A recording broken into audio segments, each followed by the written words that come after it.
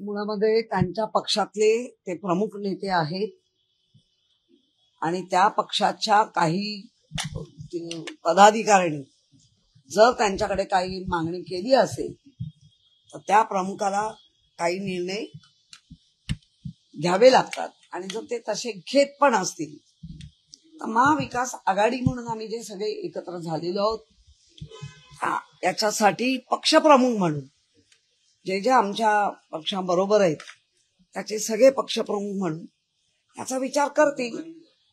म्हणजे एकदमच असं स्पष्टपणे म्हणण्यापेक्षा इतर मित्र पक्ष आहेत त्यांच्या नेत्यांनी एकत्र येऊन निर्णय घेऊन नंतर मग असं बोलणं उचित आहे.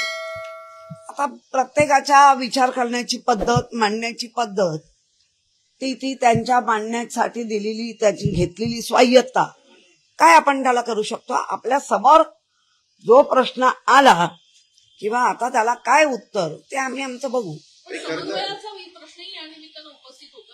तो दिसतोय सगळीकडे दिसतोय, तो नुसता महाविकास आघाडीतच नाही तो सगळ्या ह्याच्यात दिसतोय. पण काही राज ठाकरे यांना सोबत घेतल्यामुळे कुठेतरी महाविकास आघाडीमध्ये काँग्रेसची कोंडी झाली, कारण तो वैचारिक वाद सुद्धा आहे आणि त्यामुळे काँग्रेस स्वतंत्र लढण्याचा निर्णय घेते असं सुद्धा काही दिवसांपूर्वी हर्षवर्धन सकपाळ यांनी वक्तव्य केलं होतं.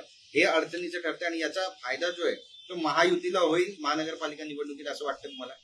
आता ह्यांच्या नेत्यांनी बिहारचं एकंदर झालेलं राज बघूनही त्यांना वाटत असेल अशा पद्धतीने जावं तर त्यांना कोणी थांबवू नाही शकत, त्यांचे वरिष्ठ थांबवू शकतात. बिहारमध्ये जी परिस्थिती काँग्रेसची बघायला मिळाली होती तर तशीच परिस्थिती महानगरपालिकेमध्ये होऊ नये म्हणून एक वेगळा निर्णय काँग्रेसकडून घेतला असं वाटतंय का आणि हा कितपत योग्य वाटतंय तुम्हाला? नाही, मला योग्य आणि अयोग्य म्हणण्यापेक्षा जे निर्णय घेताय जे पक्षाचे प्रमुख म्हणून त्यांना ते योग्य वाटतंय का हा मोठा प्रश्न आहे आणि काही दिवसात ते योग्य की अयोग्य कळेल.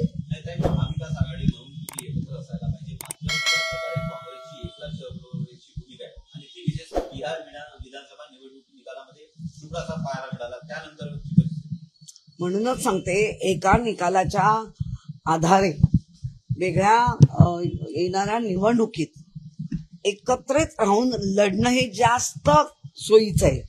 पण ते जर नसेल तर त्यांचे वरिष्ठ आणि काँग्रेसचे दिल्लीत बसलेले वरिष्ठ या गोष्टीचा आढावा घेतील. राष्ट्रवादी काँग्रेस पार्टीचे जवळपास 15 उमेदवार अजितदादांनी बिहारमध्ये उतरवले होते, मात्र प्रत्येक उमेदवाराची म्हणजे 15 उमेदवारांची डिपॉझिट जप्त झालेली पाहायला मिळते.